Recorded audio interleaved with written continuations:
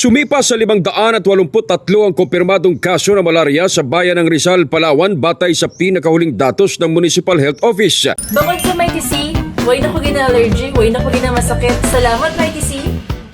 Mas mataas ito kumpara sa 515 kaso na naitala noong Mayo 25 o pagtaas ng 68 kaso sa loob lamang ng isang linggo. Nanguna pa rin ang Barangay Ransang sa may pinakamataas na kaso na umabot sa nasa 130, na sinunda naman ang Barangay Punta Baja na mayroong 78 kaso at Barangay Taburi na may 72 kaso. Sa kabila naman ng pagtaas ng bilang ng mga nagkakasakit, wala namang naitalang nasawi dahil sa malarya. Patuloy namang hinihikayat ng Municipal Health Office ang publiko na makiisa sa mga hakbang laban sa pagkalat ng naturang sakit at agad na magpasuri kung makakaranas ng sintomas ng malarya.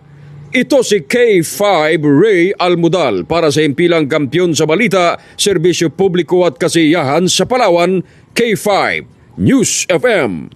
Bukod sa Mighty C, way na ko gina-allergy, way na ko gina-masakit. Salamat Mighty C.